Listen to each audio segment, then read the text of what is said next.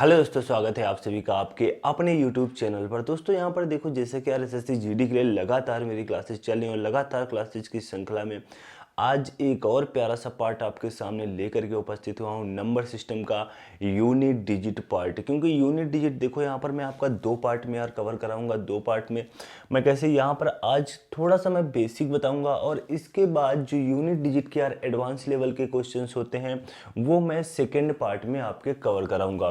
तो यहाँ पर देखो, हम टाइम लॉस नहीं करते हैं, सीधा अपने क्वेश्चन पर आते हैं और आज के मैं पार्ट 1 का पूरी तरह से सफाया करते हैं जितने भी बेसिक क्वेश्चंस होते हैं। तो यहाँ पर जैसे कि देखो, आप स्क्रीन पर फर्स्ट क्वेश्चन देख रहे होंगे 23 × 24 में। इसमें क्या बताना है? इकाई अंक मतलब कि यूनिट डिजिट। तो यहाँ पर देखो, पूरी तरह से पहले हम जान लेते हैं कि यार इकाई अंक होता क्या है। देखो, यूनिट डिजिट का मेरे मतलब दोस्त होता है यूनिट डिजिट। यूनिट डिजिट का मतलब होता है इकाई अंक। क्या होता है? इकाई अंक।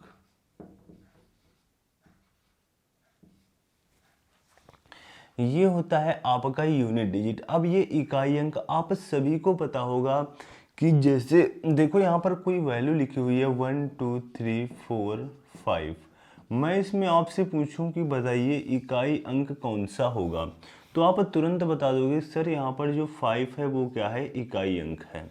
तो अगर मैं इस वैल्यू में आपसे पूछूं कि यूनिट डिजिट मतलब कि इकाई अंक बताइए, तो आप कहोगे 5 क्या हो जाएगा? राइट आंसर हो जाएगा।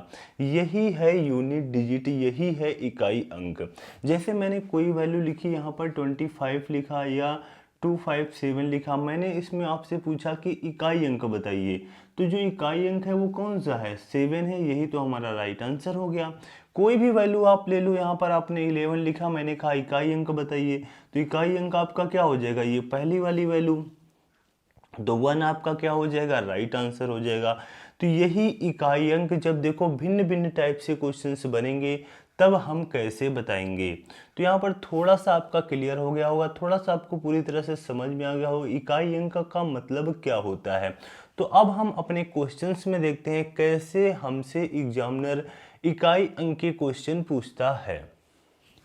अब यहाँ पर देखो, जो आपका नेक्स्ट क्वेश्चन दिया हुआ है 512 × 314 × 721 में आपको क्या बताना है? मल्टीप्लाई दिया हुआ है बीच में और इनका इकाई अंक बताना है।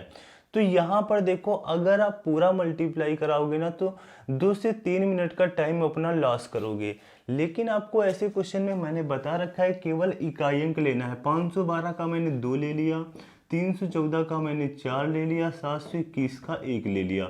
4 दूनी 8, 8 एकम 8, तो 8 मेरे दोस्त आपका क्या हो गया? इकाई अंक हो गया। 8 क्या हो गया? इकाई अंक हो गया।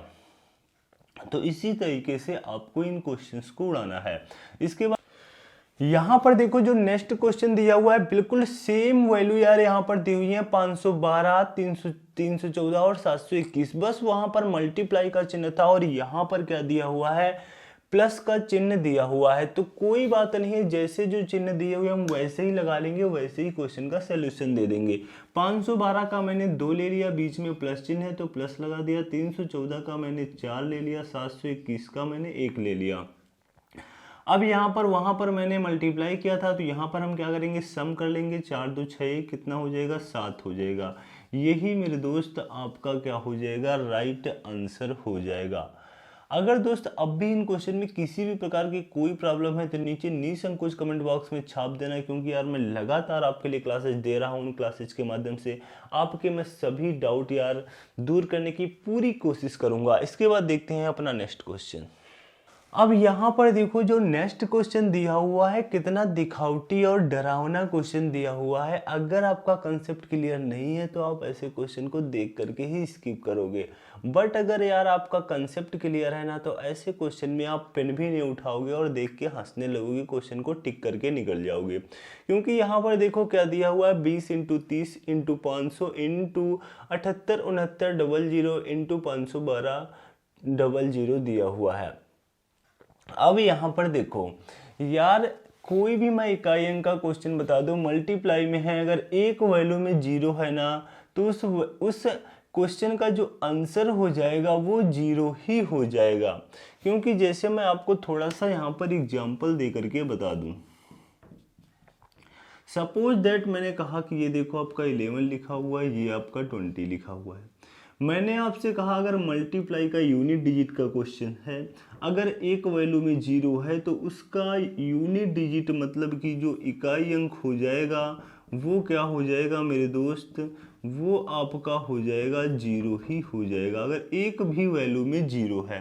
क्योंकि आपको पता है आप जैसे ही मल्टीप्लाई कराओगे 2 और 0 का कितना आएगा, 0 आएगा। तो इसलिए यहाँ पर कोई मल्टीप्लाई कराने की आवश्यकता ही नहीं है। मैं आपसे कह दूँ इसमें आप और बढ़ा लो, 11 बढ़ा लो और 8 बढ़ा लो और यहाँ पर 25 बढ़ा लो। तो यहाँ पर मैंने आपसे क्या कहा, केवल इकाई अंक पकड़ोगे। तो आपने ये 2 लिया, ये वाला 0 लिया, ये वाला 1 लिया, ये वाला 8 लिया, ये वाला 5 लिया। इनका जैसे ही आप मल्टीप्लाई कराओगे तो बीच में तो एक 0 बैठा है, वो सबको क्या कर देगा, 0 कर देगा।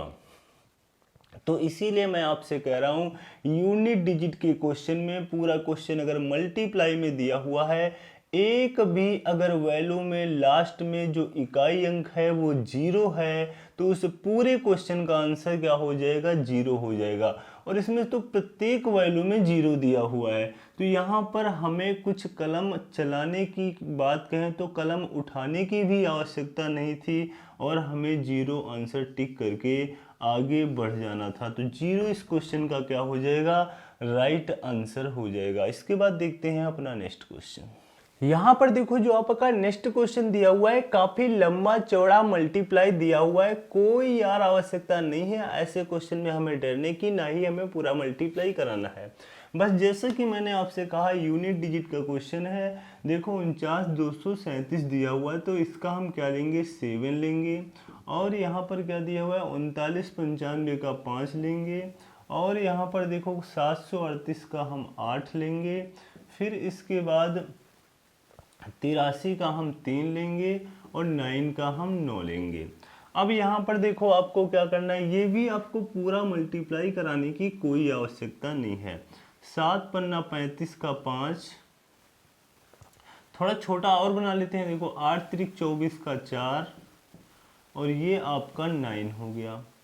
5 चक्को 20 का 0, 5 चक्को 20 का कितना आ जाएगा, 0 आ जाएगा। और ये आपका 9, तो इसका यूनिट डिजिट क्या आ गया, 0, राइट आंसर हो गया। यहाँ पर देखो जैसा कि आपका नेक्स्ट क्वेश्चन दिया हुआ है 3 × 38 × 537 × 1256। तो बिल्कुल यार आप ऐसे क्वेश्चंस कर चुके हो, आप कोई प्रॉब्लम नहीं होगी आपके लिए। तो यहाँ पर 3 का हम 3 ही ले लेंगे और यहाँ पर 38 का 8 ले लेंगे और यहाँ पर 537 का 7 ले लेंगे, 1256 का 6 ले लेंगे। बस यहाँ पर मल्टीप्लाई कराना है। 8 त्रिक 24 का 4 आएगा, 4 का 7 से मल्टीप्लाई कराओ, 7 चक्को 28, 28 का 8, 8 का 6 से मल्टीप्लाई कराओगे, 8 छंग 48 का 8 पुनः आ जाएगा। तो 8 मेरे दोस्त क्या हो जाएगा, राइट आंसर हो जाएगा ऑप्शन नंबर डी। इसके बाद देखते हैं अपना नेक्स्ट क्वेश्चन। तो यहाँ पर देखो जैसा कि नेक्स्ट क्वेश्चन आपका दिया हुआ है 81 × 82 × 83 × डॉट डॉट डॉट डॉट × 89 दिया हुआ है। यहाँ पर भी आपको क्या बताना है, यूनिट डिजिट मतलब कि इकाई अंक बताना है। तो यहाँ पर यार ऐसे क्वेश्चन को आप देख करके ही 0 अपना आंसर टिक करोगे। वो कैसे टिक करोगे, क्योंकि मैंने आपसे कहा है कि अगर कहीं पर भी मल्टीप्लाई में एक 0 अगर आपका बन जाता है तो उस पूरे क्वेश्चन का आंसर मतलब इकाई अंक क्या बन जाएगा, 0 बन जाएगा। तो जरा यहाँ पर 81 से लेकर के 89 तक जब आप मल्टीप्लाई कराओगे तो मैंने आपसे कहा है जैसे 81 का आप 1 लोगे, 82 का 2 लोगे, 83 का 3, 84 का 5 और 85 का 5। अब यहाँ पर आगे लेने की आवश्यकता ही नहीं है क्योंकि आपको पता है 0 कहाँ से आता है।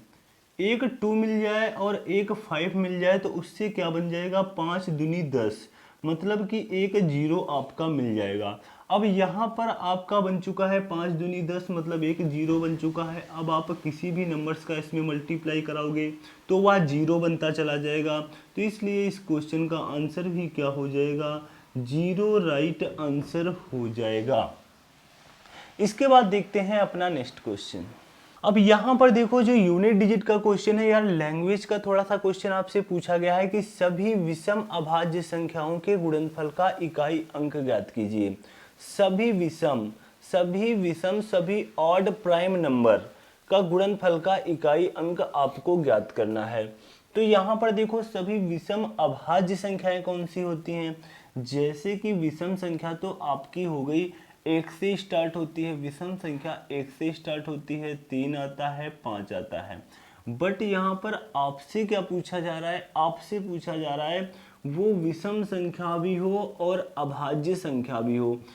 आपको ये बात पता होनी चाहिए कि सबसे छोटी अभाज्य संख्या 2 होती है और अभाज्य संख्या में 1 तो आता नहीं है। अब यहाँ पर सबसे छोटी अभाज्य संख्या आपकी 2 होती है, लेकिन 2 आपकी विषम संख्या नहीं है, तो हम 2 भी नहीं ले सकते। तो यहाँ पर हम किससे स्टार्ट करेंगे, 3 से स्टार्ट करेंगे। 3 आएगा, 5 आएगा, फिर हमारा 7 आ जाएगा। फिर यहाँ पर देखो मल्टीप्लाई लगाते हुए चलते हैं, क्योंकि गुणनफल का इकाई अंक हमें ज्ञात करना है। फिर यहाँ पर देखो कितना आ जाएगा, 9 नहीं ले सकते हम। फिर कितना लेंगे, 11 लेंगे। फिर यहाँ पर कितना लेंगे, 13 लेंगे। इसी प्रकार हम आगे लेते हुए चले जाएंगे, क्योंकि यहाँ पर सभी विषम अभाज्य संख्याओं के गुणनफल की बात कही जा रही है। डॉट डॉट डॉट डॉट, इसी तरीके से हम आगे चले जाएंगे। अब यहाँ पर देखो 3 और 5 का मल्टीप्लाई कराओगे कितना आएगा, 15 आएगा। 15 का क्या होगा, 5। 5 का 7 से मल्टीप्लाई कराओगे तो कितना आएगा, 7 पन्ना 35 का 5। 5 का 11 से मल्टीप्लाई कराओगे या 1 से मल्टीप्लाई कराओगे, 5 एकम 5, 5 ही अभी तक आ रहा है। फिर 5 का 3 से मल्टीप्लाई कराओगे तो कितना आएगा, 5 3 15, यानी कि लास्ट में कितना आया, 5। तो जो आपका यूनिट डिजिट आएगा वो कितना आ जाएगा, यूनिट डिजिट यहाँ पर आपका कितना आ जाएगा, 5 आ जाएगा मेरे दोस्त। आप कहोगे कि ये कैसे हो गया, आपने एग्जाम्पल के तौर पर यहाँ पर आपने जितने भी नंबर्स अभी तक चेक किए हैं तो वो कितना आ रहा है, 5 आ रहा है। आप कहोगे सर हम अनंत तक की चेक करेंगे तब भी क्या 5 आएगा, बिल्कुल मेरे दोस्त 5 ही आपका राइट आंसर हो जाएगा, क्योंकि आप आगे जितने भी नंबर्स लिखोगे, क्योंकि यहाँ पर ये सभी विषम संख्याएं हैं, विषम अभाज्य संख्याएं हैं। यहाँ पर अगर आपका एक बार देखो किनारे में जैसे कि 0 आ जाता है, एक बार आपका इकाई अंक में लास्ट में 0 आ जाता है, आप किसी भी नंबर से मल्टीप्लाई कराते हो तो लास्ट में 0 बनता हुआ चला जाता है। उसी प्रकार 5 का भी रूल होता है। अगर आप किसी भी नंबर्स में, जैसे कि मैं आपसे कह दूं किसी भी विषम नंबर्स में, किसी भी, क्योंकि यहाँ पर ये सभी विषम संख्याएं हैं, जैसे कि ये 3 का लो 5 से मल्टीप्लाई कराओ, 15 का लो 5 से मल्टीप्लाई कराओ, 7 का 5 से कराओ। इधर मैं और आपको बता दूं 9 का 5 से कराओ, 11 का 5 से कराओ, 13 का 5 से कराओ, और इधर 17 का 5 से कराओ। कोई भी विषम संख्या आप ले लो, अगर उसमें आपने 5 से मल्टीप्लाई कराया है तो लास्ट में इकाई अंक 5 ही आएगा। 5 3 15 का 5, 15 5 75 का 5, 7 पन्ना 35 का 5, 9 पन्ना 45 का 5, 11 5 55 का 5, 13 5 65 का 5, 17 5 85 का 5। कोई भी अगर आपका विषम नंबर है उसमें अगर आपने एक बार 5 से मल्टीप्लाई करा दिया तो उसके बाद आप किसी भी ऑड नंबर, किसी भी विषम संख्या से उसमें आप अगर मल्टीप्लाई कराओगे तो वहां पर लास्ट में जो आपका इकाई अंक आएगा, यूनिट डिजिट आएगा, वो 5 ही आएगा। ये 5 का एक रूल होता है।